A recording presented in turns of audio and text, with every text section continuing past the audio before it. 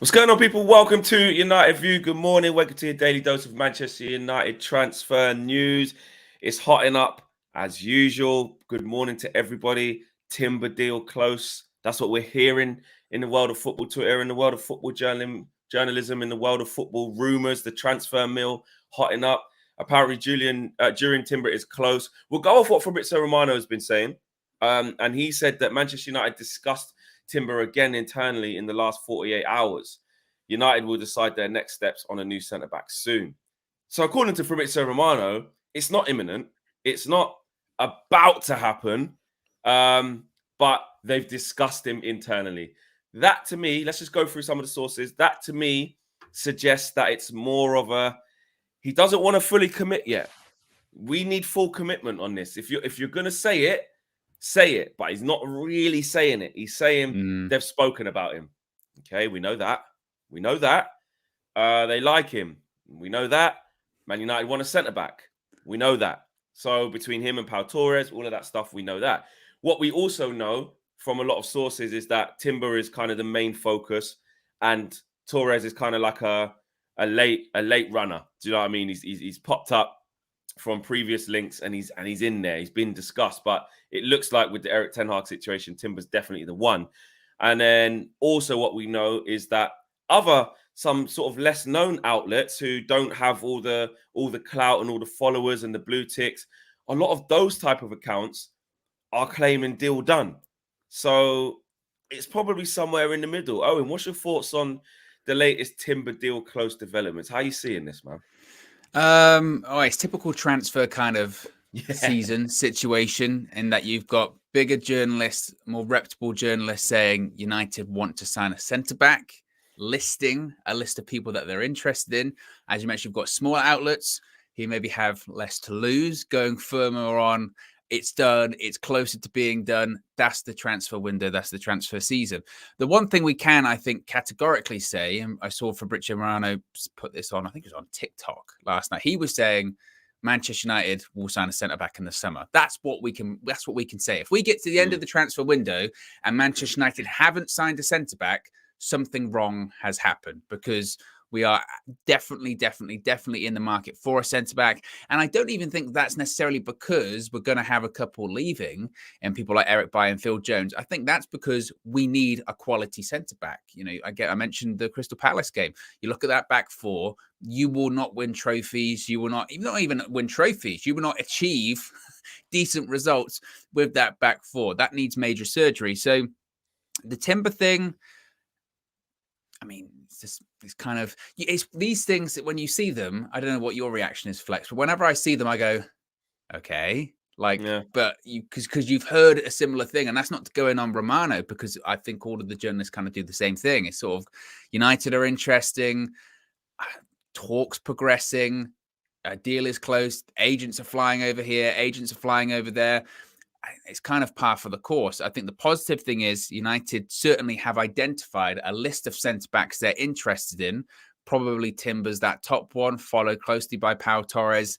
Maybe there's a couple of other people involved in there as well. I saw something about Alessandro Bastoni from Inter Milan was being linked as well by some outlets over there in Italy. So there's obviously a list of maybe 3 or 4 names that we would like. They're working through that list. I know that's not really music to the ears of some United fans, because how often have we heard that? United are monitoring. They have a list. They're looking into it. They're working through targets. If you had to push me and say, oh, and which one do you think is most likely to happen? You would probably say the Timber one, considering everything kind of fits there. That seems like that makes the most sense in terms of the age, player profile, relationship with Ten Hag. Valuation of the transfer fee reported, if they're accurate as well, 30 to 35 million. That's, to me, seems like a good opening bit of business to do this summer. And be perfect. Considering we've got all of these positions that seemingly we are going to recruit for. Again, Romano saying we're going to get centre-back, central midfielder, striker, full-back. It's a lot of business to do in a short period of time that Ten Hag wants to do it. Considering the Timber one seems relatively straightforward, get that deal done or close to being done, then you can focus on the other one. So that's kind of my thoughts on it. But again, like with anything with transfers with Manchester United, you do get the feeling that it could rumble on and extend, but it doesn't feel like it needs to, does it? Yeah. Big up KG. KG's in the chat says, I'll take both. We need two. I'm saying that we need. I think he means we need both. Two centre backs. Is he saying? I tell you what was interesting yesterday, actually, as well, Flex. Speaking of KG, because he's in the chat, that Flex and KG show yesterday, very serious. It was a very in-depth, detailed discussion, and I felt like it was some difficult conversations that were necessary to have, and it was fascinating to watch. You know, with the whole people being uncomfortable, giving people not a fresh start, not maybe turning over the new leaf, all that kind of thing, but realizing a lot of these players are going to be there. So we've almost maybe got to back them, even if we don't want to. And it's maybe too early to have that conversation. Maybe that's why it's so raw. The season did just finish last weekend, but that conversation's got to happen eventually. It was a big show. It was one that actually, you know, when I look back, even I was reading some of the comments, a lot of people were saying it's one of the best Flex and KG shows, not because of your usual, do you know what I mean, having a laugh and stuff like that, but because we had to have some serious conversations. And actually, I was thinking about that because towards the end of this video, I want to get your thoughts on some of that actually, because it'd be interesting to see how you feel.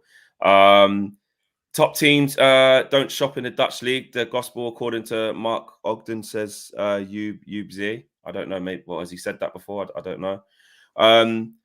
What's Luis Suarez then? Liverpool signed Luis Suarez from Ajax in January. Yeah, didn't Ruud van Nistelrooy come from a certain PSV? I don't know. Yeah.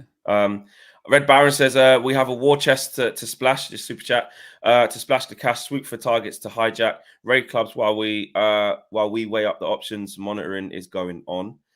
And I want to big up some of the free seats as well. SA says, you see Man City, Liverpool already completing deals for new signings, and you ask yourself, where's Man United? Always very slow in making deals, ?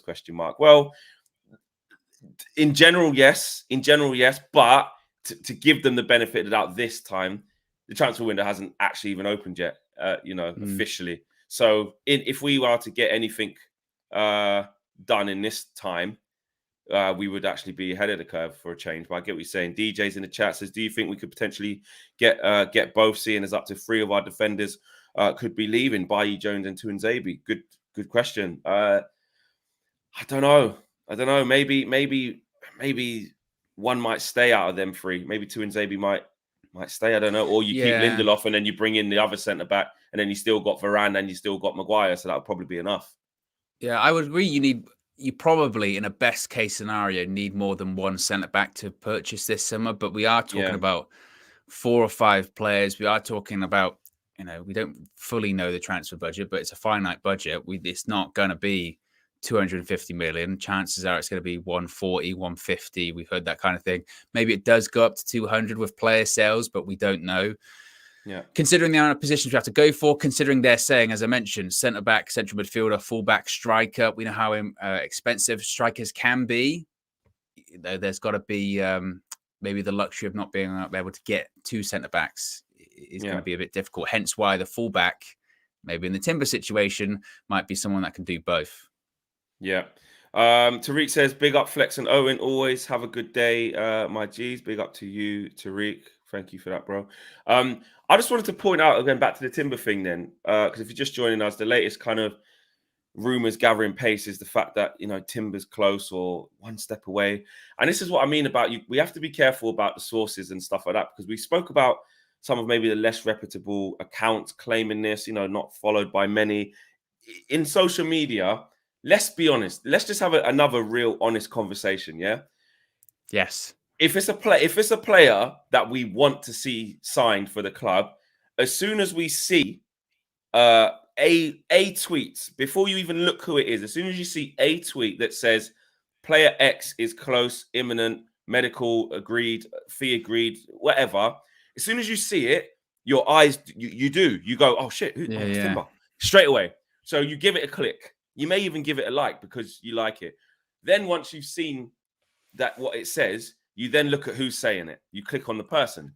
Yeah. And there's nothing more disappointed than that. Seeing it, 100%. You go, oh, brilliant. And you click on the person, it's got like 2,000 followers. You go, 100%. So please, if I'm getting this order of like what we do when we're looking on football Twitter, please step in. Yeah, use to Owen and in the comments, let me know.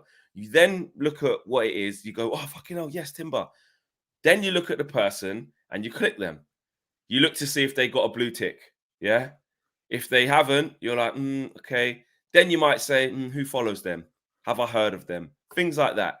And I want to draw your attention to one journalist called Pedro Almeida, and he's a Portuguese. He's on his bio. He's a Portuguese insider specialized in transfers. He's got about 60K followers, but he has a blue tick.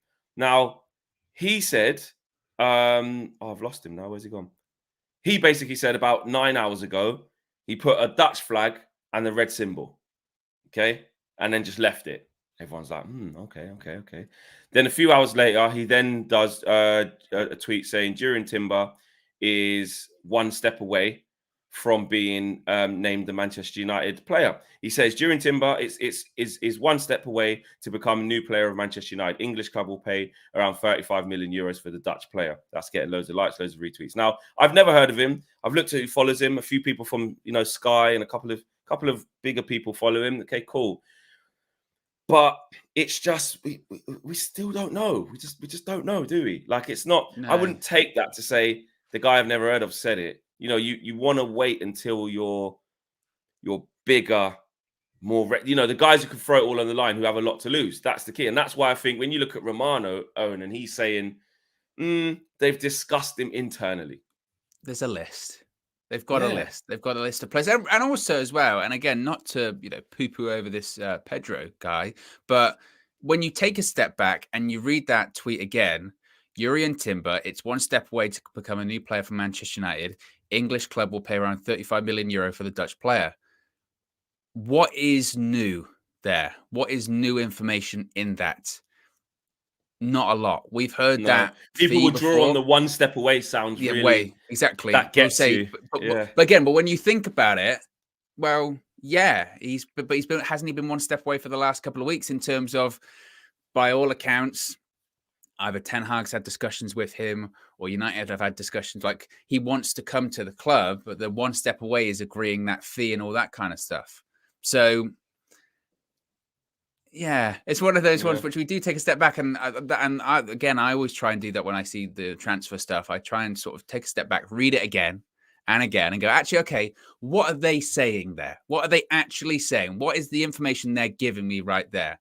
Yeah. And in reality, it's not a lot. It's, the fee, we know the fee, the one step away, that can be interpreted many different ways. One step away can be he just got to put a signature on the contract. One step away might be they've got to agree, terms with between Ajax and Man United. One step away can be they've got to agree a transfer fee. We don't know. It's almost as if, Flex, it's almost as if it's quite vague on purpose, that first bit, And that's transfers. That's what I was going to say. That's just the name of the game in transfers. That's when you get all of a sudden new accounts that announce themselves and say, we're going to be in the know. Follow us for all your updates. And then they start posting stuff again that's on the hot trend topic of the players that we want to sign, and you pick up a lot of traction and growth. You get, people who've been doing it for a long time, playing it cautiously to keep their followers engaged, to keep them on the journey. And essentially, also you get then the hysteria towards the club of saying, oh, look, we're not doing anything. Every day it's monitoring. Every day it's this. Every day it's that. When in theory, that's like a lot of it is just how transfers go. Like, Ten Hag's just come here. Clearly, we want Timber. That's clear.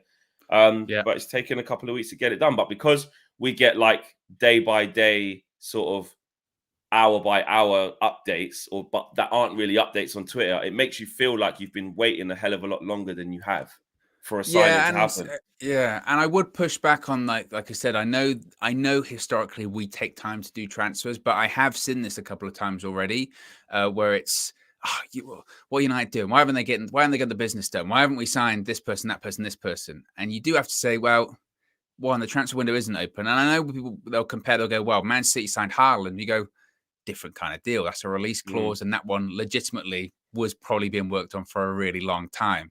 And you don't have to negotiate a fee because the fee's already there. They'll go like Liverpool, that Carvalho guy from Fulham. They'll go, they just signed him. You go, that fell through in January. That deal was done. They ran out of time. Those kind of things. If a transfer gets, announced now, or like even before the end of May, probably because it's been worked on all the way through the spring, most likely. Yeah. That's why. Or it was agreed really, really early before time. Yeah. So, and hopefully United can get this deal done. I mean, I know, again, historically, United do take time, and sometimes it doesn't necessarily need to take that amount of time. But sometimes Yeah, that's transfer a fair deals do criticism. take, sometimes transfer deals, they do take weeks. They do take about a month or so. Now, if we get to the end, if we get to, was it August 31st, and we're still talking, are we going to sign Yuri and Timber? Then I would be pissed off because we've been talking about it for what? However many weeks at that point. That would be ridiculous. But I would hope, logic would say that this one, wherever Timber does go, would get sorted, even if it's not Man United, if at least in the next 3 or 4 weeks, you would think, right? Yeah, I would say so. I would say so. That it's looking like it's on a trajectory to be that. And also, I think a lot of it as well, and this is kind of in defense to not the people who make the decisions at the club and the Glazers or anything like that, just in defense to our club name. You have to remember Manchester United, right? Whether we're doing good or bad, we know this about our club. It sells. Man United is still arguably the biggest talking point, probably for the wrong reasons now, but we're still the most. Look at the last week. Exactly. We get the most traffic online. We get the most, interest and stuff like that, and likes and clicks and retweets and that. So, on what gets played out on social media in regards to Manchester United will always be higher than Manchester City. Will always be higher than Liverpool. Will always be higher than Arsenal and Chelsea, because let's just face it. I'm not saying that we're better than these teams, because obviously as a football team, we're not. We're worse. But as an entity that sells and people can cash in terms of digital praise sort of thing, like Man United's the best for that in this country. It is. It is. Whether if you jump on Twitter and say Man United close to getting this person, or Man United fight in the dressing room, or Man United going to sell this player, or this manager said this, or this, anything, Man United just does well. Do you know what I mean? Well, Tariq says digital praise. Yeah, it is digital. So like a digital currency. That's what I meant to say. Digital currency. This is, I think, a good example of what the point you're trying to make there is that Jose Mourinho is in a European final today, right? Yeah. He's done an interview. He's done millions of interviews probably over the last couple of days talking about Roma, talking about the European final, talking about Feyenoord, talking about this, that, and the other. The biggest thing that people are talking about is when he was talking about Manchester United. He's in a European final. I know it's not the biggest European final, but the thing that's got the most media attention is when he spoke about Manchester United, which has nothing to do with what he's doing today. And in fairness to him, he was pretty. I thought he's in the past when he's spoken about United, he hasn't been as complimentary, and I think he was just being very honest when he said, I knew that me leaving wasn't going to change the issues that they had. And ultimately, he's been proved right. He said, you could tell at the time that you could tell at the time that the issues there weren't necessarily, about me. The issues were far bigger than that. But my point is that he's in a European final. He's in, and he's got a 100% record in a final. He could win another trophy and prove that, see, Jose, there's still life in this old guy just yet. Speaks about Man United. That's all people are talking about, is him talking about Manchester United. Because it sells. And like someone said in the thing there, it's nothing to be proud of. No, it's not something to be proud of. I was just basically saying, like, this is what we need to bear in mind when us as football fans, and especially this type of football fan, online, internet football fans, where we have communities and we all get involved in Twitter spaces and Twitter communities and YouTube communities. You have different types of fan that are nowhere near this type of fan engagement. Doesn't mean that we don't get along and stuff, but some fans just aren't into this whole way. But especially for people like all of us who are in this online world of following the club, it can be very, very tedious. And that's what I'm saying. Just be careful, guys, of the frustration of, we haven't signed anyone, it's a mess, we're disgusting, look at us, versus actually these journalists are just jumping on every day when there's no real updates to give updates. Do you know what I mean? That aren't really there. And that's where it's coming from. And I think with us, in fairness, to be transparent with you guys, that when we do like these morning shows, if a report comes out there speaking for myself, if a report comes out there and I'll go, I'm not really sure there's anything in that, I'll say, I don't think there's anything in that, or that's just the same as we heard yesterday, and I think that's important to point out as well, that sometimes the fact that there is no new news is sometimes news in itself to some people. you know, It's just yeah, it's just still working. and that's unfortunately how it works. Yeah, and 100%. Don't get it twisted. I would definitely, I definitely understand that there are a lot of journalists who are, they are very close to a lot of stuff, and they get a lot of, a lot of stuff said to them, and some people know people in the club, some people know people who know someone who knows someone who's in the club, some people know an agent, some people know a player. Do you know what I mean? Some Yeah, people can message a player and say, "Listen, what's going on?" So the truth is always somewhere in it. Like I think Gary Neville said one time as well, and I did agree with him. Sometimes he says stuff that I completely disagree with, but on this point, I did agree with him. He was like, "Not everything can be spin and PR. Like if mm, when there's so many good sources saying a general consensus of something, we could all come to the conclusion that the dressing room was shit and the dressing room's toxic. You don't know exactly out of all of the leaks of which particular phrase was said and which particular player had a fight and all of that. But from all of this, we can make a fair assumption that the dressing room is broken. From all yeah, of this, we can make a fair assessment that Man United will buy a centre back. From all of this, we can discuss that the squad needs ripping up. And do you know what I mean? Versus yeah, coupled with the results on the pitch. So you have to yeah. just make your own assumptions that are kind of fair with what's going on, is what I would say. Yeah, I mean, the analogy I've used before is panning for gold. You know, that thing when they, when they're finding gold, whatever, in those mines, pick it up all in the dirt, you shake it, all the dirt, so you could say the mistruths, whatever falls through, and in the middle of it, there's a little bit of gold. It's the same with that's the same with anything in the media. There is probably an element of truth in there somewhere. It's just up to you to determine what you believe that to be, how you find it, how much of it you believe. Anything in the media, it's not 100% true, but sometimes it's not 100% false. There's always something in there, and it's always good to have a critical mind, I think. Yeah, 100%. Smash a like on the video, peeps. Subscribe if you're not new to the channel. Remember, I've got over 1,000 people watching live, which is wicked. Remember to get your tickets to the 100k subscriber party. Links are in the video description below. It's in London, 19th of June, O2 Arena, Tucker Social, interactive football space. Hopefully, see as many of you guys down there as possible. Supported us on our journey, and can't wait to see you lot in person. You said there were football games. You said there were football games there. Yeah, there's football games.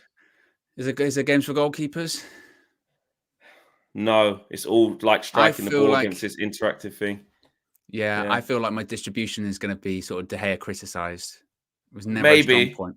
Fair enough, but it is. But the good thing about Tucker Social, like I've been a good few times, is that even if you're rubbish at football and can barely kick a ball, because some of the boys that came with us, they can't play football, mate. They're awful. You can still participate in the games. It's because like honestly, you've got like the ball might fizz in at you, and some of the boys Yeah. were chasing after their second touch, mate, where they're basically taking their shot from right in front of the thing, but they still get the points. Yeah. Because it's not. Do you know what I mean? It's not that I level. think It's not. I think keepers should be able, when they fizz that ball in it, you should be able to catch it, throw it. Yeah. That's what they should be able to do. No. I'll tell you what, if it is fizzing out, that's reactions. That's even more impressive. Talk about first touch. Man, you have to dive to the floor, pick it up, throw. Distribution. Yeah, no, that's true. That's true. But no, it's really good fun. You'll enjoy it. And KG, with all the talk that he has, it'd be interesting to see Yeah, what's how he KG's does touch as well. like? What's his touch Well, like? I haven't seen it in real life. I can only tell by the way he Right. walks, the way he sits down, the way he stands up, the way he kind of just is in. When KG's in transit, I make a good assessment of what his first touch would be like. From just when we're walking in the street, sometimes I look and say, I think his touch would be about a 3 out of 10, probably. Ooh. Interesting. I hope he sees that. I'm not going to say anything. I'll tell him. I'll ring him. He was getting angry. He was getting angry with me on Monday, so I'm not gonna, I'm not going there. I'm not going there. Loads of people, including Fabrizio Romano, have said that Manchester United will sign 4 players this summer. They want 4 signings. They're going to get 4 signings: a midfielder, a striker, a centre half. What was the other one? A right back. Yeah, a right back. fullback. Man United guaranteed 4 signings. You having that, Owen? Is that what needs to happen, and do you think that's what will happen? You all laughed at me. I was saying 4, but 4 is my number. 4 was your number, actually. 4 is my number, and that's just, I mean, it hasn't happened yet, so we'll wait and see before I brag too much. But 4 was the number I was thinking, purely because, not necessarily but of the amount of surgery that needs to be done on the squad, but 4 is a Man United number. They tend to go with between sort of 3 or 4. That's the number they like. I think, again, you do look at the budgets. I mean, even as I mentioned before, 4 players for like 140, 150 million. That's not easy. That requires some good sort of scouting knowledge, some good sort of negotiations involved, getting some prices down. I don't know if I'm totally confident in their ability to do that, but I think 4 is what I will. The thing is, though, Flex, actually, 4, realistically, is it what we need? Okay, here's my thing, right? We need 4. Those 4 need to be in the starting 11, like straight 4 starters every week. Yeah, like guaranteed starting 11. And then also, if you add Donny into that, you could maybe say that's 5. If you add Donny, do you know what I mean? Because we have to wait and see. But let's just say I was talking about this with KG a few weeks ago, and he was like, "No, he is like a new signing. Technically, he is, but obviously he's our player already. But the way we use him and reinstate him into the squad, depends what kind of Donny. If we get Donny, that's if we get Donny, that's we've seen at United, or we've not seen rather at United. Is that much of a new signing? If we get Donny from Ajax, and that is like a new signing, isn't it? But you're saying exactly if that's on Eric Ten Hag to bring that out of him. But I'm gonna go on the side of optimist. I'm gonna go on the side of half full and say that let's just say, for argument's sake, with what we're talking about now, Donny will be in like a new signing because Eric Ten Hag will be having him playing where we're like, wow, that's the Donny we want to see. Yeah, so let's just add him in. So let's say out of the actual new signings coming in, say we make 4, they all 4 have to be starting. We need a starting new right back, a starting new centre back, a starting new midfielder, and the forward. To be fair, you could say they don't actually have to start straight away if Ronaldo's still there. You could say, you could argue that. But if they're a forward who can play across the line, say you could play on the right or the left, you could say they could be a starter because Rashford's been awful. Sancho's not torn up trees. They could come in and be a starter straight away if they play their cards right. You could argue that. But if it's a straight number 9, you could probably argue that they're the one to help Ronaldo throughout the year. Then you add Donny in and that's the 5. But really, in my opinion, we need 2 central midfielders, eventually. I don't think we'll get that. We might end up with that because we get Donny back and then buy a midfielder. So that's basically 2 new ones. Maybe they can start together if it goes that way. And Fred and McTominay are there to just back up if people get injured or, high rotate, play Europa League, whatever. Or Fred can play with one of the good ones. I don't mind that. The fullback situation, 100%. Me personally, out of all of them, yes, you're looking at Shaw saying he can probably be okay-ish under Ten Hag and see, but even I'm like, fucking hell, man. How much more? Yeah. I'd rather just a new revelation. Imagine seeing someone like Cucurella on our left-hand side, just bombing, going. Up, down. I wouldn't be surprised if he goes to you could see him playing for Man City, can't you? Easily. Yeah. 100%. So I know we're not even linked with him, but someone like that, right back. Imagine seeing like a Lamptey just bombing, going up and down, or whoever we may get. Some people say Max Aaron, some people say Jed Spence. Obviously, it doesn't mean just because they've made it at these clubs that it's coming to Man United is a big deal. We know that. We've seen it with Wan-Bissaka when he was running up and down with lungs at Crystal Palace and sliding around. We thought he'll be good. And then he comes, it's a different level. But yeah, to answer your question, I know you asked it ages ago, but yeah, I can see you're right. You all laughed at me. You said, yeah, I think it will be 4 signings. Would you? I mean, what is it then? So we obviously need more. We need, because again, you can make arguments about a lot of those players being replaced. So we need far more than 4 players, certainly. Absolutely. But what would you be happy with if we get to the end of the transfer window and we've signed 4? Yeah. Are you happy with that 4, or does it necessarily depend who those 4 are? Because if we just get to the end of it, and it's like we've signed those positions, and you go, yeah, but look who you signed. That doesn't fill you with confidence. That. If we've signed 4, not 4 18-year-olds, because I know Timber's like 19, so that's and he's tipped to play well and he will play. That's different.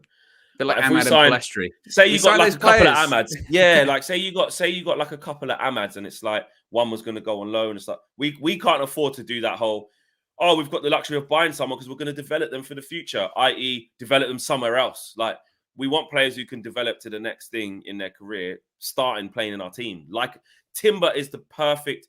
If we get Timber, yeah, which again, it's looking very like that's going to happen, right? If we get him, that fills me with confidence instantly about what the transfer window will look like. Maybe you could say it's too premature, don't believe it, flex all that, but especially if it's around the 35 million mark, 30 million, which is being tipped. Eric Ten Hag, he's young, he fits the profile.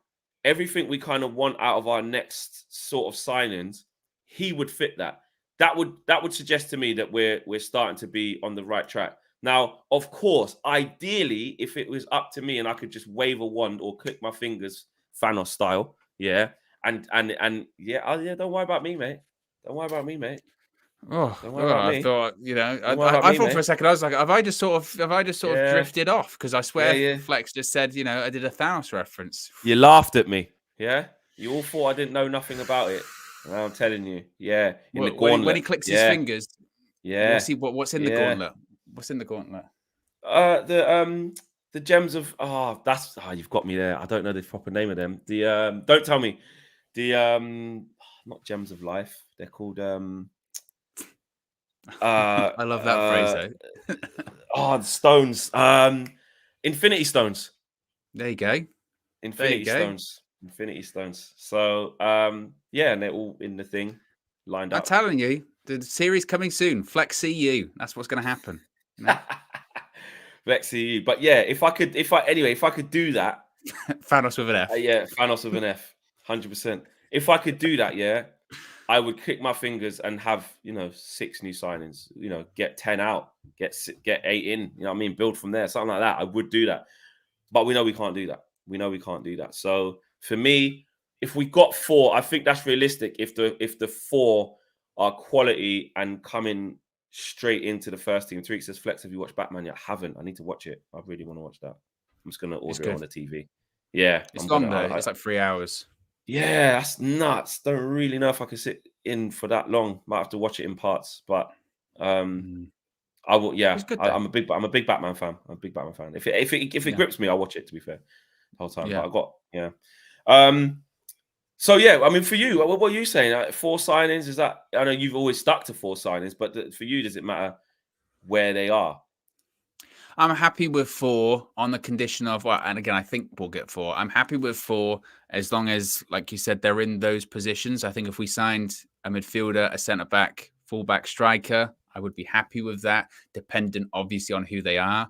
I don't want to be in another situation where it's like, because for instance, when we did sign Ahmad and Palestri that summer, we almost had to kind of justify it to ourselves. Sort of going, I remember that. Yeah, you know what I mean? Yeah. Everyone's about to go, young players, and maybe they'll come good in the future. And look, maybe they will. But at the moment, it really looks like going, we just signed players at that point for the sake of signing players because we were like, well, we need to sign someone. Otherwise, people are going to accuse us of what were you doing? What business were you doing? So I don't want to see anything like that. Like you said, I would hope that all of those 4 players go straight into the first team. Even that striker, obviously, look, Ten Hag in his press conference was saying, look, I'm really looking forward to working with Ronaldo and he's going to score goals and that kind of stuff. But even with that striker, I want to be confident that when Ronaldo isn't playing, the damage isn't as big on the Man United team. Like now, at the moment, if Ronaldo doesn't play, you go, well, we're not going to score a goal then. Yeah, no one... yeah, 100%. I want to 100%. I want to be confident with that striker going, oh, he's not playing. I know Ronaldo's not playing, but this guy is really good. He's going to be scoring goals. He's confident. Or he might be a quality striker, and the conversation might be, let's get them both into the side. Let's get him and Ronaldo into the side because they're both fantastic. How great would that be for Man United? So I'd be happy with 4, depending on what the 4 are. Like you said, if we don't get one of them, for instance, if we have a transfer window when we don't get a fullback, I'd be like, that's a problem. If we have a transfer window where we don't get a centre back, I go, that's a massive problem. If we have a transfer window where we don't get a central midfielder, I go, we're screwed. Striker again, striker, you would go, we need him. So those positions, we're going to sign them according to Romano because we need to. Otherwise, we're in massive trouble. So It has to happen. It has to. What's the Otherwise, most? What's the most? Is the what's the most? It looks like we're focusing on the Timber one. Probably through accessibility, and that deal's probably the easiest to get done with Ten Hag just leaving, and the representatives. It's I reckon out of trying to look for a central midfielder, obviously with the young situation, trying to look for a striker, a fullback. Those might come. Those will probably come afterwards. I feel like the centre back has been default the easiest one to get done because of who we're after, yeah. i.e. Timber.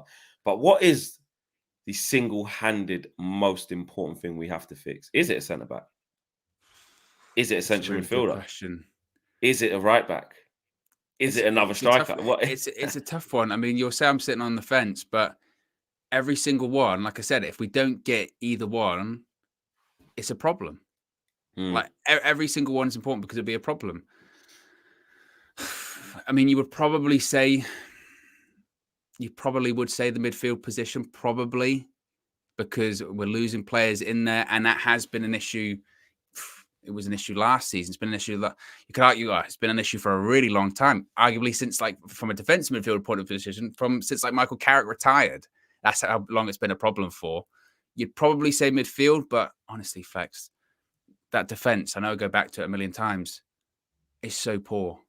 They're so bad, like really, really, really bad. You know what's wild with the defense is when we signed like Varane last summer. And I know it's this hindsight's a wonderful thing, but when you look back on some of the tweets on social media at the time, of people going, "Try beating this," and it's that back four. And now you look at it in 2022 and you go, "Well, everyone did. It wasn't that hard." Bro, shameless, isn't it?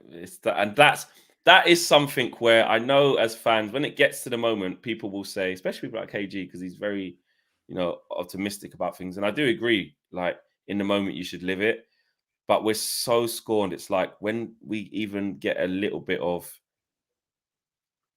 positivity in terms of good performances or someone did something amazing, the reluctance to flock to the internet to say, look at our defense, my right back. That's my centre. All of this, even me, my Rolls Royce for that, all of this. No, wind your neck in, Fleck. Yeah, well, Wind look at it in. Varane. He got 100%. greeted by Rio You laughed Ferdinand at me. at the side of the pitch. They gave him a hug and sort of going as if to say, Yeah. you're picking up my sort of mantle now. Go Yeah, be our Rio Ferdinand or whatever. Yeah. And don't get me wrong, Varane's great, but again, beat that defense. Everyone exactly. rose to that challenge. We were on we finished on a 0 goal difference. We That's how conceded bad it more was. than Burnley. Do you know what I'm saying? That's incredible. And Burnley got relegated. Can you let that sink in? We conceded more goals than Burnley. So look, I just think, do as you please in the moments where, because you want to get that balance of, come on, man. That was a good performance. You Get want to be behind. excited. We've been on a good run. We've won 8 we've won 8 on the bounce here. We're second. Come on. Because whenever I talk about stuff like that, sometimes you do get the reaction of going, stop being so negative. Just live in the moment, enjoy it, and all that kind of stuff. And I do get that. I understand that. I don't be one of those people that just every time something good happens, you just go, it's terrible, whatever. Because I don't think that's right. But you do almost have to sort of own stuff that has happened in the past. Like again, when you go, well, that defense thing that didn't work out, did it? 100%. I think as long as you're willing to own it and not cry about it when people say, "Oh, you got that wrong," because some people do that. Some people, like, especially when you're on the internet, when you do what we do, and even if you put your views out there onto the wide web, onto Twitter, as anyone doing that, not if you make content, you've put your opinion out there to be, referred back to at a later date. That's it lives. It lives forever. When that happens. Don't cry about it. Don't say, "Oh, well, I said this. What? I didn't know that was." Just shut up. Just take it and laugh. Yeah, exactly. Take it and laugh. KG said we were going to win everything this season. The clip's there. We've still got it. We can play it at the end of the show if you want. It's still there. Yeah, I think we should. Yeah. David G says signing Timber means Mengi won't get a chance? ? I don't know. Maybe we get surprised under Eric Ten Hag because we've got a new manager. You have to say. Anything is fair game. You just don't know. We might buy a target that has never been linked with Man United before. And we're like, wow, where did that come from? Who's he? And then they come and do well. Someone it's like the Bergwijn thing we were saying yesterday, isn't it? Yeah. It's like the Bergwijn thing. Everyone would sort of go, not really. comfortable with that, but you Yeah. never know. Little bit of maths for you, Owen. Let's play this game. Sandeep, thanks for the contribution. Sandeep says, "How much do you think we get if we sell Maguire, Lindelof, and Wan-Bissaka?" Okay, let's go for it. So Maguire cost us 85 million. Okay, Maguire cost us 85 million. And when was that? 3 years ago now. 2018, wasn't it? No, it wasn't before tour. He wasn't there then. So it must have been 2019 summer. 2019. No, 2020. No, it wasn't 2020, was it? And but 2019, I think it's right. Yeah, 2019. 2019, just that summer. Yeah, Yeah, because the season Oh yeah, after when the I was on World Cup, tour. yeah, Yeah, we season got one because we were Bissaka. interested in him after the World Cup with Mourinho, and it was no, and Yeah. it was the season after that, wasn't it? So 2019. Yeah. Okay. 20. So we got him in 2019. Yeah, and then he was made captain. We're struggling with the year. We're struggling with the year, Flex. Let alone the numbers of actual the money. Okay, let's get that one together. Oh my goodness. Yeah. We got him for 85 million. If we sold him tomorrow, and obviously everyone's saying he's crap, you won't get a packet crisp for him and all that. Let's be serious. Yeah. In today's market, his agents and Man United as a selling club would say this. He's made X appearances for Man United. He's a captain. He's played well at international level. And he's played X amount of games for Leicester. He's played such and such Premier League games. How much is his market value? How many years he got left on his deal? It's a good question. Don't actually know. Well, he hasn't signed an extension since then, and I think he probably signed a 4-year, maybe. Maybe like two. Maybe like 2 years left on his deal, something like that. I would think. I'm gonna go with 35 to 40, probably. They're lucky if they get half. They're lucky if they get half of it. Back. Let's just do the whole numbers. Let's just say 40 then, yeah.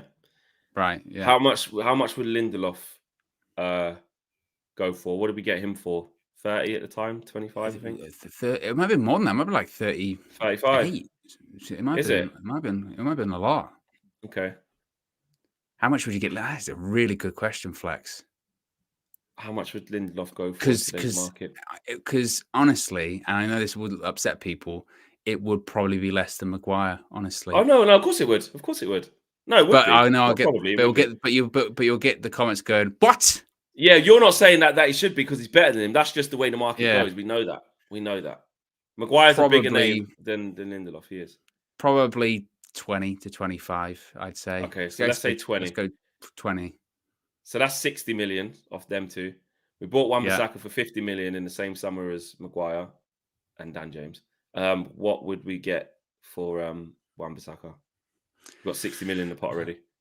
I'd say we'd be lucky if we get 20, I'd say. Yeah. So 80 million for all of them. Yeah. That answers your questions there, Sandeep. For the price, for 5 million, less than the price we paid just for Maguire, we can sell them all and get that for 80. Yeah, I mean, Nigel says, no, Owen, you're spot on. A lot of people are agreeing with you there. I think Thank you, Nigel. Yeah, speak up, Nigel. You laughed at me. You laughed at me. Chris says, I think it's crucial to bring in a player like Timber as he can play centre-back and right-back. I call him a false centre-back. He has almost like he is almost like a CDM, in my opinion. Obviously, only watched him live in person for that 90 minutes a couple of weeks ago. He did do that a lot, stepping into midfield, bringing the ball out, would release it at the right time, then get back to his position. He was very, very composed on the ball. Very composed on the ball. Give him that. And David G says, signing Timber. Oh, yeah, we've read that one already. Big up to David G for that. Clint says AWB would be 1 million. Yeah, there you go. So that's it. That's your latest Manchester United transfer news. Very, very interesting to see what happens with this Timber situation. The Pau Torres thing is cooking in the background, but I think that's as an alternative. I think the main one is Timber. Let's keep an eye on what happens over the coming days/weeks. Maybe even over the course of the next 24 hours. Let's see if there's any major developments. Let's see if there's something that we can get into as a major talking point. Someone just saying, did I miss their super chat? I was going to check that I didn't before we finish. I did. Apologies, Shalil. Really sorry, man.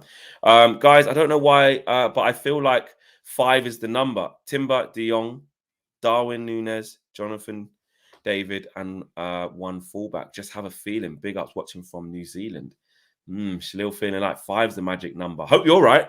And Owen's wrong. I hope so. I'll take that. Yeah, I hope Take so. that. I mean, 5. I'd be happy with 5. Certainly. Depends on the budget. Depends on the budget. I think 550 million. Have to be some good finances involved in some of those ones.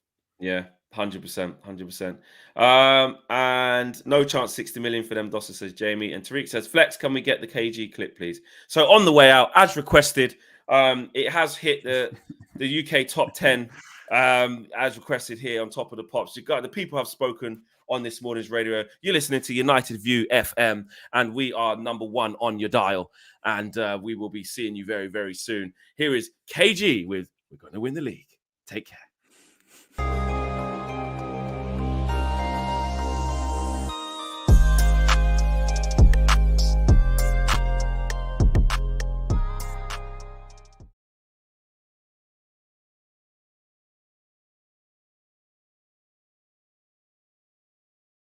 Last thing I will say is we're going to win the league. Clip it. I don't care. And even if I said this and we don't win the league, I still don't care. But we're going to do it. We're going to. Why are you saying this like this so Because I can. All right, cool. Jamie O'Hara gets to say whatever he said. Jamie, listen, we're winning the league. FA Cup will get to the finals. When we do the Champions League. You already know it's the Champions League. You already know. Mbappe, who, fam?